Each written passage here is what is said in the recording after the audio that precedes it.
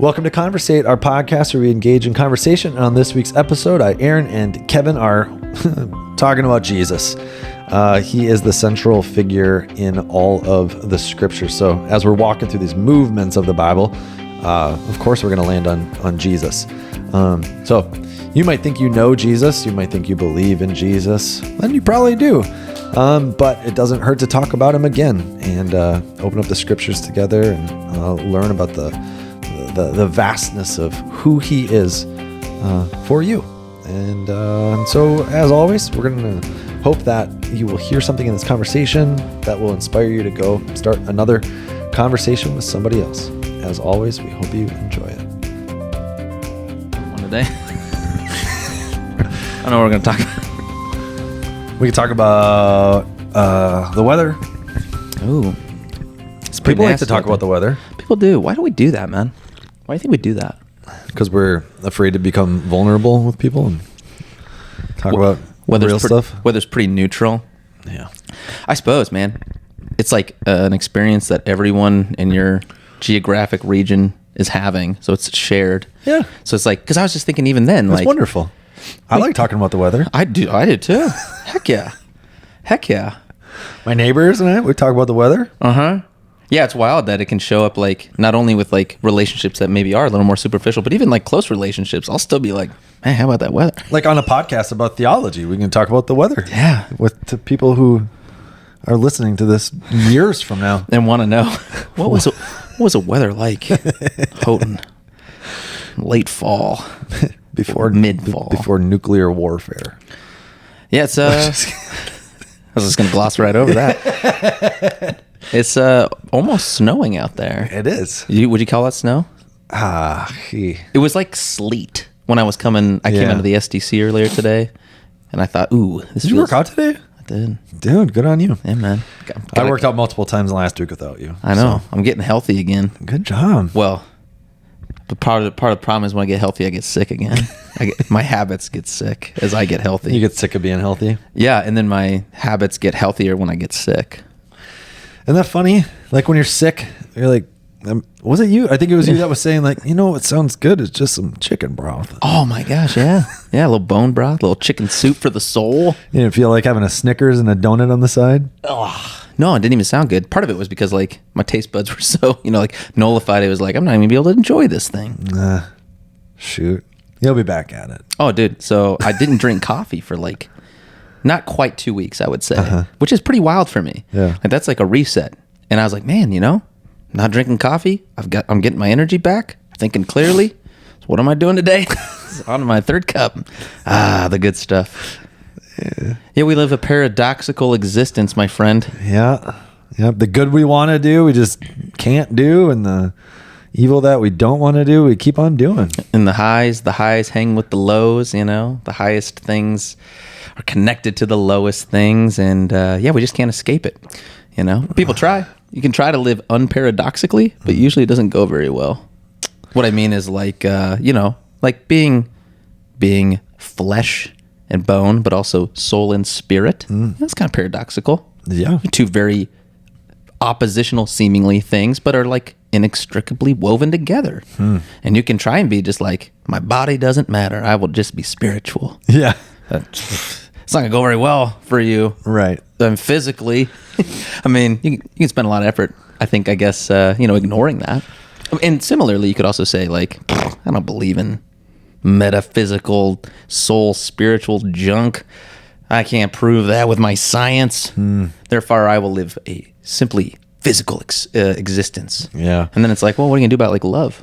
Well, I guess you don't believe in that, no? Yeah. No, I mean, there's even science. There's a lot of science that I can't quote for you, and I don't have a resource. But it's out there. I mean, I've heard it. Yeah, it's there. No, tell us though. To that, like the body, the body and the spirit are linked together. So, sure. Yeah, like the weight. Even just, if you want to talk even in more,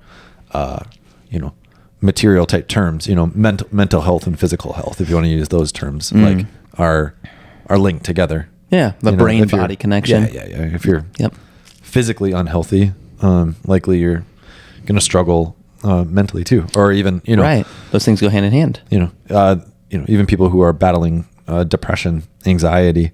A lot of times the first course of treatment is, are you getting enough sleep? Are you drinking enough water? Are you eating healthy food? Are you exercising? Boom. I mean, and I can quote you actually. So there's a book called Trauma Stewardship, which is all about how to care for yourself if you're in a position that is pretty taxing on the compassion side of things. So the spiritual, you would say, kind of things. And they actually talk about that in that book, that the most resilient people, one of the habits they have is exercise. Very practical way. Like if you're experiencing, like you said, mental health challenges or emotional challenges, physical exercise, a great treatment for that. Yeah. Dude, I was going to ask you about, you ever heard about the weight? I'm talking about measurement of a soul. You ever heard about that? Mm-mm.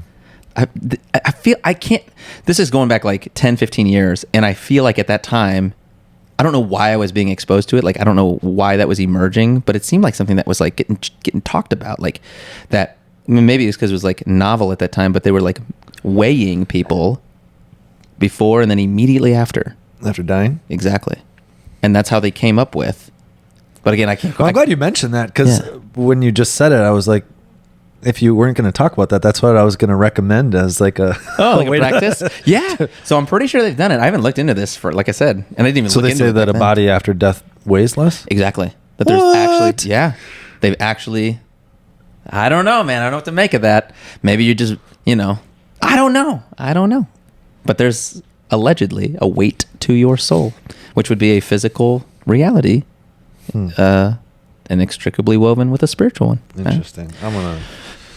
I'm gonna look that up on Wikipedia later. Probably Reddit. Send me the citations. This is another tangent, but like, I'm not against that. No. Like when the community comes together and shares their knowledge, it takes a village to raise a child. Yeah. The learned village of Wikipedia. That's right. Who's a paradoxical dude though? Yours truly, my boy JC, who I'm referring to. Jesus Christ! Yeah, did you like that little transition? What's his middle name? I don't want to quote the one I've heard recently. I don't know. Is Christ his last name? I was just gonna say that's like not even his last name. What? His last name is of Nazareth. Yeah, I don't know when like surnames became a thing. Like, I don't even know in the ancient world, did they have... Maybe it was once they ran out of ma'am names. Nice. Wait a minute. That deserves at least some level. Oh, yes. I had to add in a little laugh there to the clap track. Yeah. We were telling dad jokes before we hopped on here, so...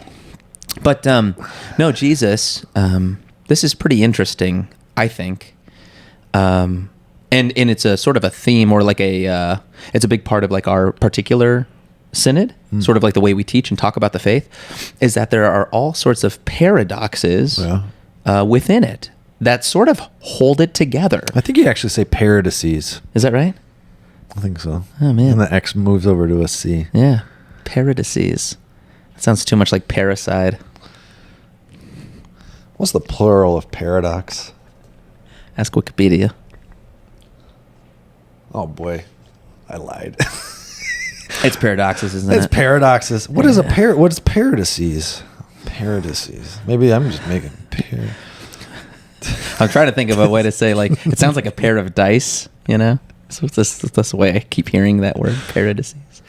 It's a name of it's like Patroclus' half brother in the Iliad. His name is Paradises. Anyways, Jesus is a paradoxical dude. Paradises. That's the plural of parody. Really? No, I wouldn't. Wouldn't it just be called parodies? Oh my goodness. This is what you call a rabbit hole, my friends. This podcast just got dumber. I award you no points. We need to go back to not looking stuff up and just saying things. Yeah, say it with confidence. All right. And then if it's wrong, I'll challenge you. The plural of paradox is paradises. Yeah, I don't think so. But for instance, let's back it up contextually. Jesus, that's our dude. That's our movement. Our movement this week in the movements of Scripture is simply Jesus. Jesus. He is a movement. Yeah. The biggest one, The biggest one. Yeah, I think, it was when you were preaching about Abraham or something. Where you used like the storyline arc, like the common. Yeah, that was Abraham. Yep. Yeah, so like every story, every movie follows a similar arc. Right? Now, I've seen it laid out different ways, but from like setting the stage, introducing the characters, to building the story, to rising conflict. Rising conflict, and then you get to the climax, right? And then things. Resolution. Yeah, you head towards resolution. Sometimes there's another conflict in there till the final resolution. That's right. But, that's right. And and part of the climax too, at least in the one framework I was looking at for Abram, is that oftentimes there's a reversal in the climax. Part of the climax is like a reversal of expectations. Oh, absolutely. Yeah. You're not often. The climax is like the heart of like the everything that you've been waiting for some sort of resolution, and a lot of times what you were expecting would happen is different. Yeah, right? yeah. There's a different spin on it. Might still be like fulfilled, but like in a way you didn't see coming. Right. That's the best kind of story, right? The best. If you're just following along, you're like, oh, I can see where this is going. It's like the worst. Yeah. Okay, now you gotta tell me, when you're watching a movie like that, will you call it out? Will you announce for the room? Like, hey, this is where this is heading. No. I like to do that. Do you? It's very rude. You're a hoot. It's very rude. But come on, surprise me. Tell a good story. I probably wouldn't even care. Yeah. Well, I wouldn't expect you. But yeah. I mean, it's as though I've never seen a movie. So in the Bible, all of what we've been tracking through prior to Sunday, the Old Testament, all of that sort of fits into the like setting, the rising action, and it comes to its climax in Jesus. Yeah.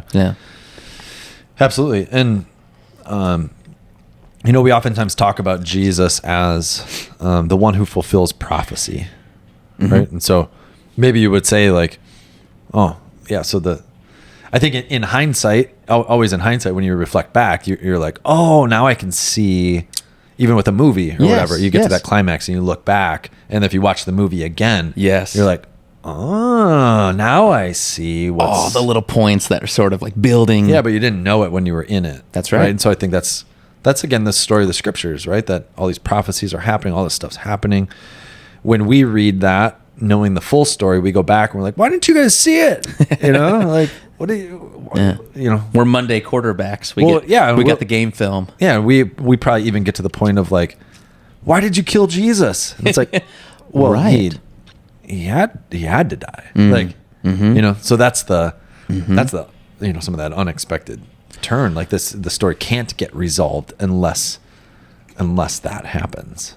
That's right. Well, death can't be undone unless he actually dies. Sin can't be forgiven unless he actually dies. But that's right. Yeah. And even that is this paradox. It's this.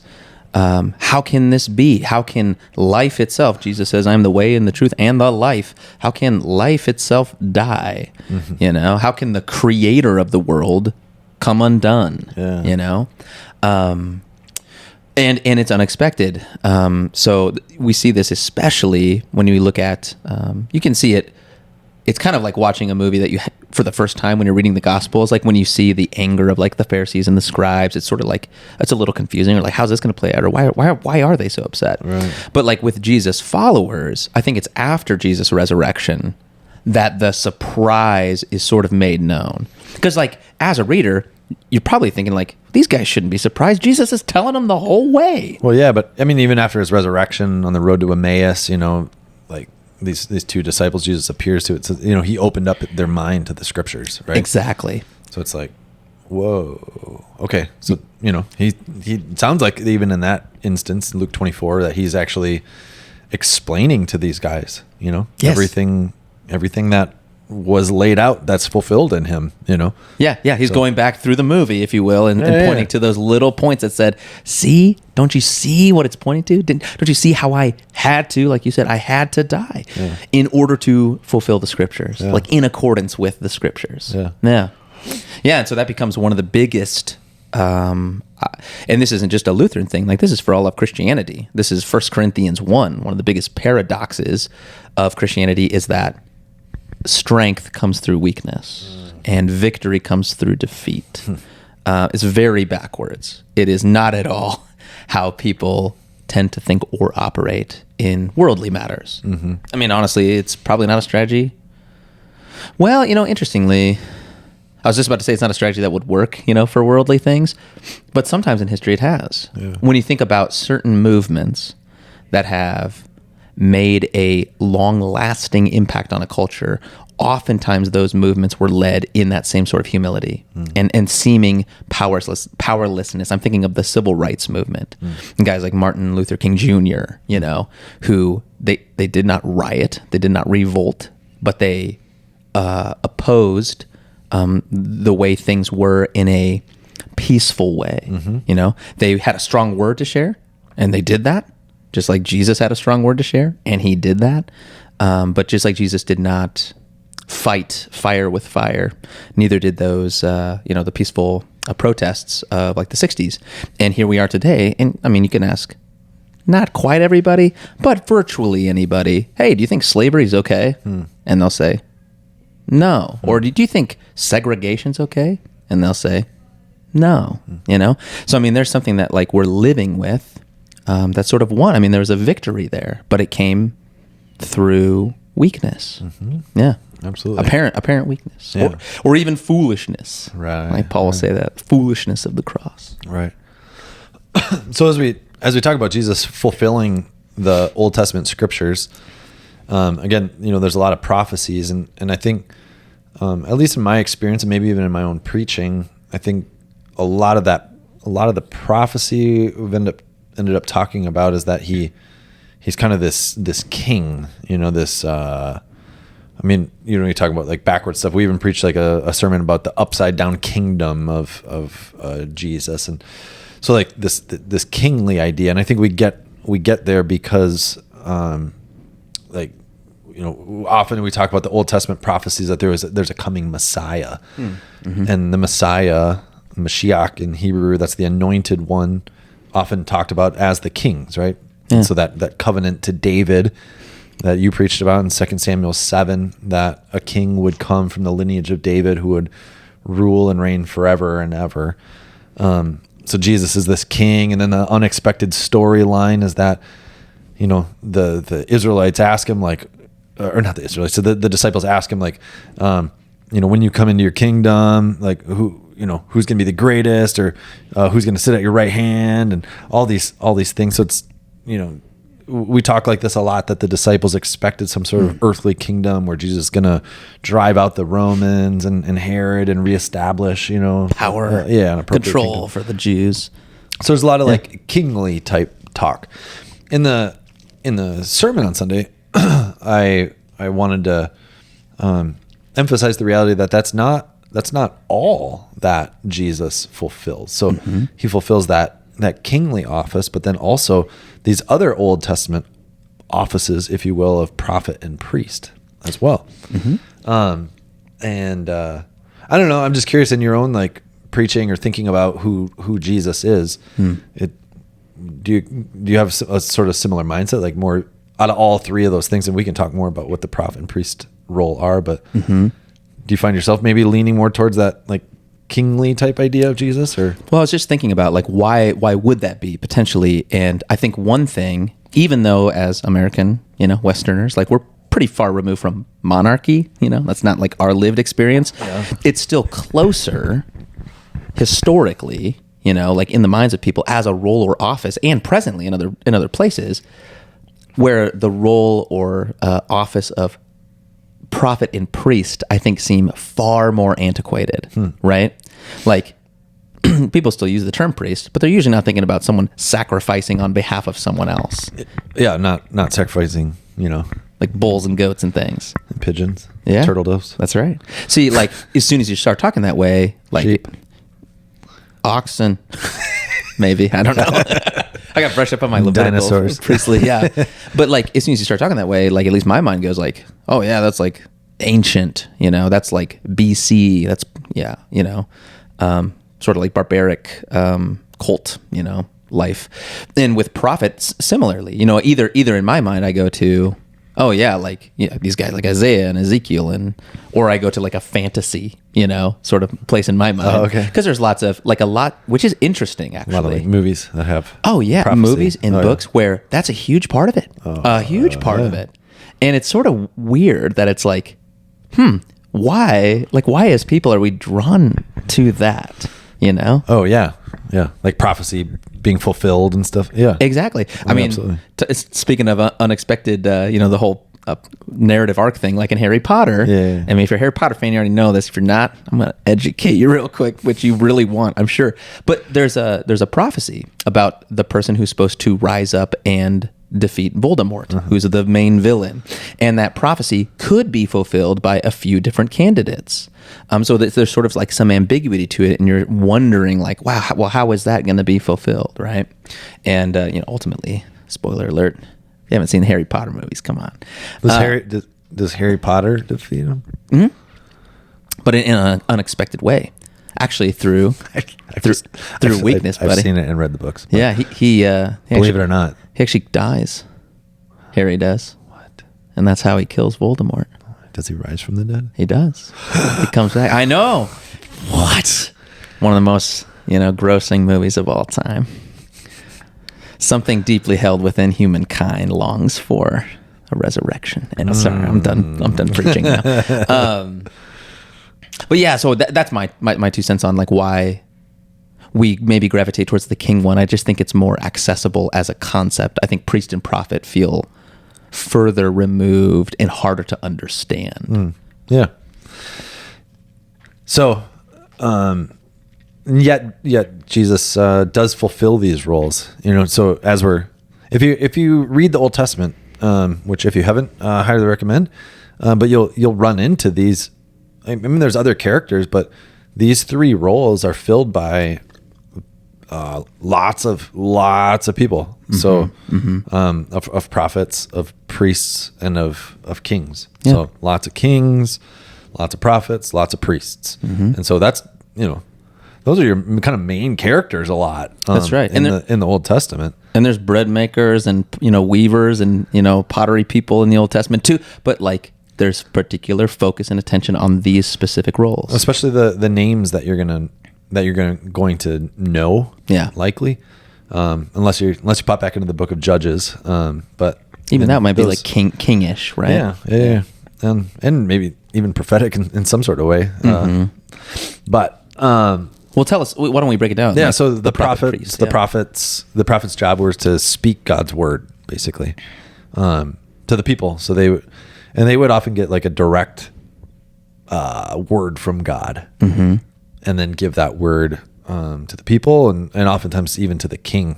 So you even like in the books of Kings and Chronicles and stuff, when you're going through the stories of the history of Israel, like you'll see the kings consulting with prophets. They're sort of like the advisory board. It seems right, like very much. Not just like I'm going to this weird shaman in a hut kind of thing, but like, no, like they're dwelling there near with the king, helping him make decisions in matters, giving again, this guidance and word from God to keep him on the path. Yeah. Yeah. And then the role of the priest, and there were priests, but then there was also one high priest. And so those priests, they all come out of the tribe of Levi. One of those 12 sons of Jacob, and the Levites then are tasked with kind of carrying. Well, when they're wandering in the wilderness before the temple is constructed in Jerusalem, they were to tend to the tabernacle, and so the worship life of the people, and the gathering of the offerings and the sacrifices, and those offerings and sacrifices were also the things that provided for the Levites. So that was like their job, if you will. That was their livelihood, was to lead the religious life of the people. But then those tithes, so the people would give like tithes of their stuff. But that was also to provide for the Levites, because they had no other income or inheritance or anything. So yeah, and it maybe is the of the three, maybe the one that like our profession most closely aligns with. There's certainly a prophetic element, in terms of like bringing the word of God to bear, but sort of acting as speaker. Well, yeah, like a go-between or speaker on behalf. Not that you need a go-between. We have Jesus. Maybe we'll get there. But like that your definition, Old Testament, I think helps prophet or priest for priest. Oh, okay. Helps give that understanding of why, for instance, like that term priest is still used today because it really captured the work of those who were concerned with the worship life of the community, which is what we're concerned with. Right. Yep. Right. Yeah. So, but wait a minute. Question. Oh, sorry. Keep going. I don't want to. No, I mean, so that's the prophet and the priest, and then we already talked about king. But Jesus wasn't he's not from the tribe of Levi, says a first century Jew. How could he be the perfect priest? Who challenges them on that? I mean, no one in the Gospels. It'd be like the author of Hebrews, seemingly. So, like, when it comes to these roles, like Hebrews, that book in particular, makes a lot of connections, especially on the priestly side, because it seems like the author of Hebrews is really trying to help like first century Jews. Hebrews. Yeah, exactly. Try and understand how could Jesus be the Messiah. Like, it's another place you can go to sort of unpack this unexpected fulfillment, if you will. Oh, Hebrews is super helpful to help that Old Testament. Oh, yeah. That's what it's all about. It's people who knew the Old Testament well, and Hebrews unpacks like Jesus is fulfilling all that stuff. Yes, exactly. Yeah. And on that particular question, because Jesus you trace his lineage, he's of the tribe of Judah. And so, someone who's steeped in Judaism would say, well, then he is not qualified to be a priest. That doesn't go according to, the rules, but not just our rules, the rules that God himself established. But there's this wacky story in the Old Testament where this dude named Melchizedek shows up, who is a priest. And Melchizedek means king of peace. And he's kind of located around Jerusalem before Jerusalem's even like a thing. It says he's from Salem. And I think most commentators will say that that is connected to the area of Jerusalem. Anyways, and then there's a psalm. So there's a story in like Genesis about Melchizedek. There's a psalm that talks about this coming priest, this person we're hoping for and placing our expectations upon. He's going to be a priest in the order of Melchizedek. Right. And so this becomes the basis for the author of Hebrews to say, see, like just as Melchizedek was a priest outside of the tribe of Levi, so too is Jesus. He's this prophesied priest in the order of Melchizedek. Similarly, kind of coming out from nowhere, but nonetheless being revered as priest, just as Melchizedek was. And in that Old Testament story, I think it's Abraham pays tribute to him. Yeah, tithe, actually. That's the first, instance of a tithe. Yeah. So you have one of the patriarchs, so someone who the Jewish people would revere, Abraham, paying homage to, bowing down to this Melchizedek. And so that helps create the path. Now, we don't necessarily, you listener, are probably not a first century Jew. So you probably, but these are these are some of the things going on that are surprising with the emergence of Jesus onto the scene. Yeah. Yeah. And so it's just, as we look at, this Jesus movement and the story arc, again, it's everything is climaxing to him because everything's been building, the problems, the conflicts, and then he comes on scene, right, in the Gospels, and he's everything that you need him to be. He's not necessarily everything you always want him to be or expect him to be, and yet he's nothing more than what you need him to be. And so he comes and obviously, gives his life. He dies an innocent death, but the lowest kind of death. And as a reader of this story, you're like, what? Right? Mind is blown. Like the guy that this whole thing was hanging on is now dead. Yeah. I mean, that's right. And then obviously We know he rises from the dead, undoing death itself. And as this story moves on, this next week we're gonna look at then how Jesus then works by the way of his Spirit into the lives of his people, right? This new people. So this people of old, right, before Jesus, and this people who are here after Jesus, they all have the same problem, right? The same problem of sin, the same, but in light of Jesus and by the power of his Spirit, these new people are actually going to, they're ultimately going to receive the blessing that God promised to give to all the descendants of Abraham long ago, right? And so that promise through right? Remember we talked about this, the covenant to Abraham, like that through you all nations of the earth would be blessed, right? Your descendants will be as numerous as the stars in the sky, right? Through Jesus, through the only one who can fulfill all this stuff, right? Comes that incredible blessing, to all people, to all nations. So there's a line of Rich Mullins I really like. He says, "Sometimes I think of Abraham, how one star he saw had been lit for me," which is pretty wild to think about. Like, just our it's part of the mystery of it, but the beauty of it too is that there's this huge narrative, historic narrative, but that's still playing out, and that you and I are a part of as the people of God. I'm sure we'll hear more. Go ahead. I bought a star for a girlfriend back in high school. Did you? Yeah. Nice. Nice. Did you ever do that scam? No, I've seen it in like TV and movies. I never did myself. I think I actually did it. Hey, Dude, maybe it was lit for her. Yeah. I also own a square foot of bog land in Scotland. Hey, nice. It comes with every bottle of this kind of scotch that you buy. They give you a square foot of land. No kidding. Dude, Yeah. that only will appreciate value. I think. Eventually, humankind will be so populous that 1 square foot will be... I could live there. Yeah, exactly. On 1 foot. I could stand there. My foot is like exactly a foot. Is it? Yeah. Maybe if I turn it at an angle, it'll fit better. Well, it's good. I mean, a foot this way, a foot this way. So yeah, there's room for 2 feet in that square foot. Yeah. Yeah, I'm good. I'm moving to Scotland. I'm getting out of here. No, I'm excited to see, where we go this coming Sunday as we move into the next movement, which is kind of it's our movement. Yeah. Right? Yeah. I don't want to get too far ahead here.